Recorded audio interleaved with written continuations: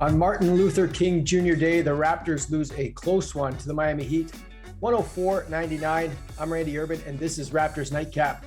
Tonight, we're joined by Sherman Hamilton, Jack Armstrong, and Amy Audibert. Amy, you were calling the game on TV today. It felt like a playoff game watching it from home. What pivotal plays in the fourth helped Miami pull this one out? Well, they went on a run, that kick out on the baseline three, and then Caleb Martin with the and one, and then PJ Tucker, former Toronto Raptor, who admitted he said that rookie year meant a lot to him, but it wasn't good for him. He put the dagger in, and that was off of Jimmy Butler's kick out three. So when you talk about experience in late games, they made it happen tonight. Yeah. Jack, there's a play that I noticed too. About a minute to go. It's a 2-on-1. Raps are down 3. It's a Barnes and Pascal in the 2-on-1, and he was just a little late, I thought, giving it up, and it caused him to get fouled instead of 2 points. You know, I thought that's a pivotal play. Those 2-on-1s are sometimes tough. No, it's a really good point you make, because when you see it live and you say, pitch it, Yeah. because it's there, and you're right. He just waited a touch too late, and you get fouled, and it makes a big difference. So, but again, it's experience. Sometimes it's a young player just trying to be precise and right, and not trying to make a big play, but try to make the right play. And sometimes it goes against you. You actually make the play that is less advantageous to your team. So, No, it's a good point you make. Sherman, was there a play late that stood out to you? And did you think that was a flagrant Martin on Barnes earlier? You know, we were talking about this during the game. I really thought that Martin, in terms of falling forward, wasn't trying to intentionally hit him, but that's the motion. If you're falling on somebody, you get your arms out, you're also bracing yourself. Now, I'd understand if they called it that, but I didn't think it was an actual flagrant foul by the terminology that the NBA uses it. And it's a weird play. I'll admit it. It's a weird play because all of the motions look like intent, look like they're trying to hurt. But if you're moving that fast and somebody's underneath you in front of you and you're about to hit them or fall on them, you'd get your arms up too. You'd brace yourself a bit, but you're trying to protect yourself at the end of the day. So, but I think that, when we talk about the end of the game, I thought Jimmy Butler was phenomenal. I mean, he just made the right plays. You have no Kyle Lowry, and Eric Spoelstra has a de facto point guard, Jimmy Butler, who can run the show, who can get you something in multiple ways. And that's what they did. They put the ball in Jimmy Butler's hands, and he made the decisions. And the Miami Heat were able to close out the game. And Amy, getting Bam Adebayo back obviously is huge. He had that big offensive rebound late as well. Scotty, forced Jimmy Butler into a contested, 15-footer. He missed it, but then the Raptors couldn't get the rebound. And I thought that was another huge play too. Yeah, I mean, Bam was great tonight, and for his debut. But you got to remember, I mean, he had thumb surgery, but he's been in the gym. Right. Yeah. He's been ready to go. And even Spo before the game said he's checked every single box. We just can't hold him out anymore. The guy, he's an all-star. He's a former all-star. His size is overwhelming. His mobility is great. And also, I said it on the show tonight, he won that gold medal for Team USA this summer. And I think he came back with his chest a little bit higher, and rightfully so. But I remember being in Vegas and he brought it into the gym and he was so proud, and that extra little confidence, that intangible. He's going to be a handful for quite a long time. Jack, I don't really know what more can be said about Pascal, because I feel like we've been talking about him so much now, but I'd like you to try. What more can you say about his game? Because he was a force again tonight. I think the thing I'd like to say is that he's actually playing better than he did during his All-Star season and his All-League season. So I guess that would be the best way to describe it, that he is playing at the best level I've ever seen him play as a Toronto Raptor. And I think that's accurate. That's precise. That's on the money. Statistically, you can look at certain things and say, I agree, I disagree. But when I look at what I see from a player in terms of his development from the time he got to the Toronto Raptors to now, and I've seen every step of the phase, as Sherm has, as Amy has, I would say that right now he's at the peak, the apex of what he's doing. And maybe there's another level to it, which I hope there is. But right now, I'm really enjoying what I'm seeing. And there's no doubt this is the best I've ever seen of him. I would add too, Randy, I would say this.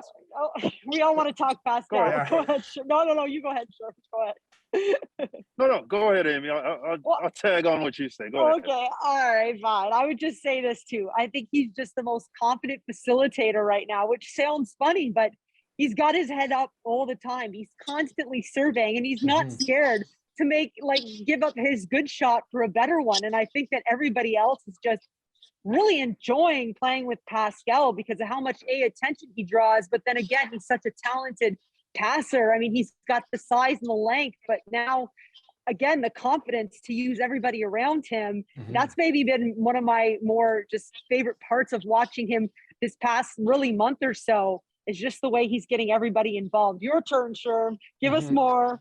All right. Well, Sherm, just to tag on what you and I was actually going to ask you just about the passing. I obviously know nothing about it. So with regards to his passing, do you think his willingness to be a passer has played a role in how composed he looks when he's attacking? Because it's there's less pressure on him at that point, right? When he knows he can facilitate and score. Well, you not knowing that you aren't a passer, that's the tip of the iceberg of things you don't know, Randy. I will say this, though. Pascal has definitely improved. There's no question about it. But to what Jack and Amy were saying, a lot of times in the off season, we look at players when they come back, we try to figure out what did they improve on. We know what their weaknesses were. Did they get better over the summer? Did they come back with different things in the game? DeMar DeRozan was a master at that. Every summer, DeMar came back with a new one or two pieces to his game, and he kept on improving.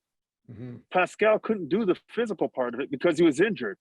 But to me, it's clear that mentally he's improved significantly since the offseason.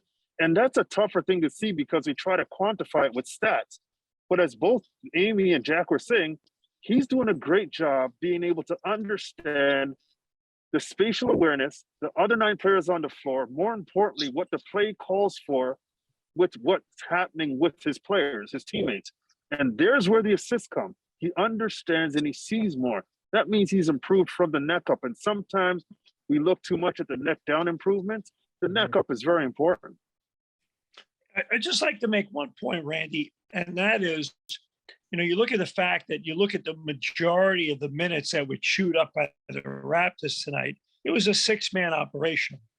I mean, Justin Champagnie played a little bit, but literally the other 6 guys played the overwhelming majority of the minutes, 3rd game, 4 nights.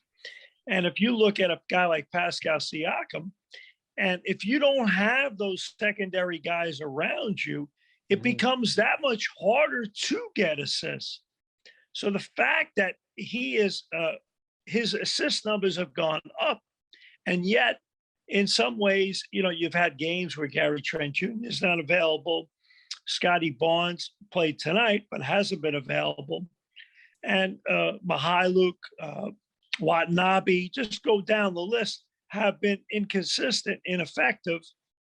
I think it becomes that much harder for a guy that is under siege, where you're dealing with a 2nd and 3rd defender, to put up the numbers he's putting up and doing what he's doing is quite frankly remarkable. So not only is it better than anything I've ever seen from him, more importantly, it's better for everything I've ever seen from him, and that much more because the roster he's playing on comparative to the one he made the All-Star team is not as good as what he played on. Amy, Boucher's obviously been great the last little while. For me, when I watch it, it's just simply amazing how running the floor has opened up his game and made him a little bit more successful. Like, good things happen when you're moving like that. Yeah, you know what? It seems like his first mindset now is not to spot up at the 3; it's to get to the rim, and that's his advantage. He'd be a perfect teammate with you, Randy, because he would go get offensive rebounds all the time. Well, like he knows he's not going to get the ball, so he's just you're going to shoot. All right, the rest is up to you. No, Amy, it's fine to say it. He's going to miss. He's going to miss. Miss. But you know what? He's been putting in work off the ball, like getting into position and just hustling to the rim. He was 7 for 9 from the free throw line. That's because he attacked like tonight. I mean, and that hurts, right? You're taking hits, and it's been really nice to see him. And he's admitted, like, it's not a secret or surprise that he's kind of settling into this role now. And I think keeping him off the bench is such a good decision.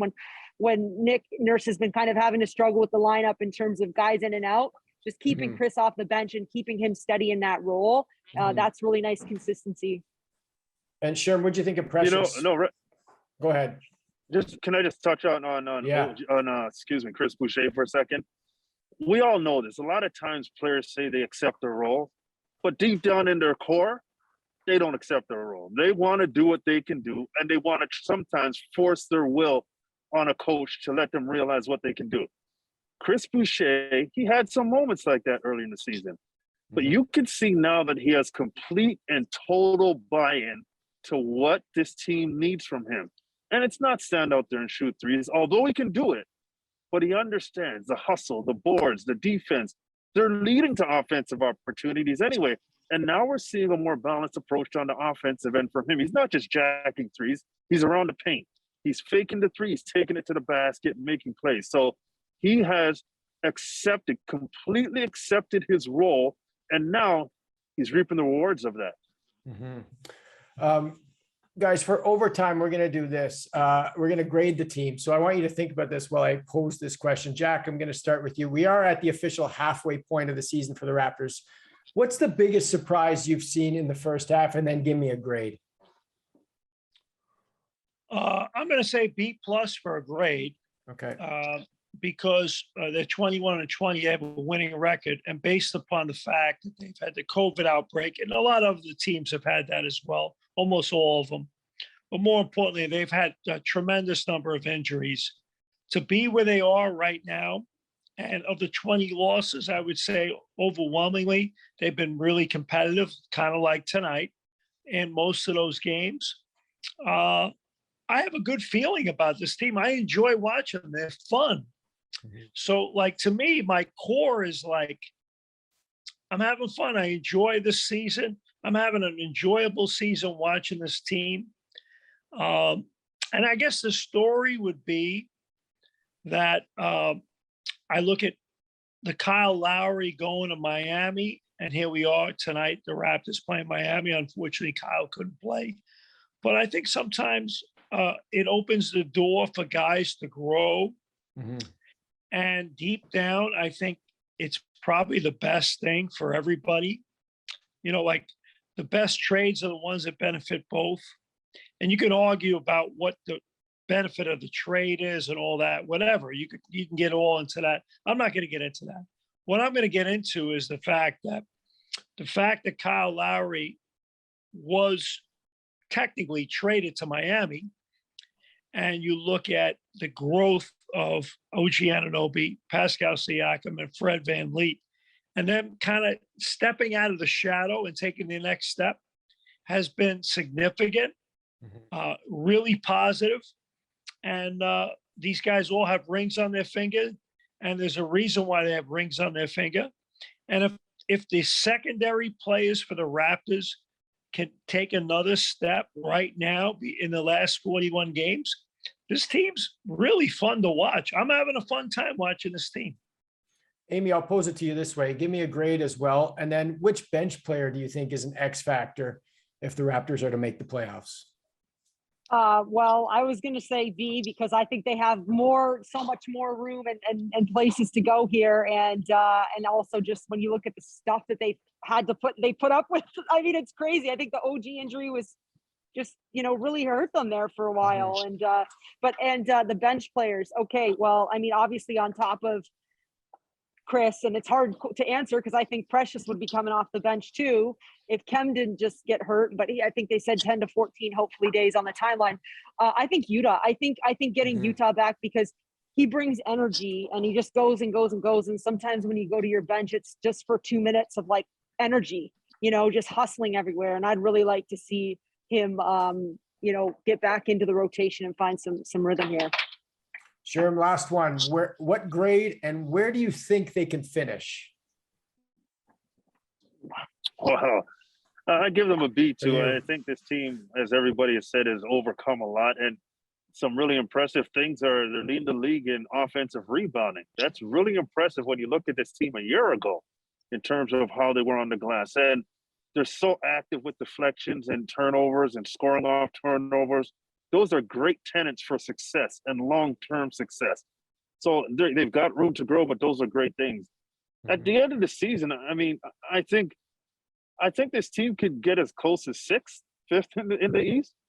But I mean, I feel like they're a playoff team, and I feel like they can definitely compete with anybody. Listen, they can compete with Miami in the first round. Yeah, 100%. And Miami, I think, slid up to number 1 right now. Yeah. If the Raptors are 8th, you're telling me in a 7-game series that the Raptors can't come out of that with a win? I firmly believe they can. So I just think they're going to be a nightmare wherever they end up in the playoffs. That first round matchup, whoever they've got are not going to want a piece of the Raptors. Great stuff, guys. Appreciate you doing this as always. Next game for the Raptors, Wednesday night in Dallas against Mavericks. Tip-off goes at 8:30 p.m. Eastern. We'll see you then.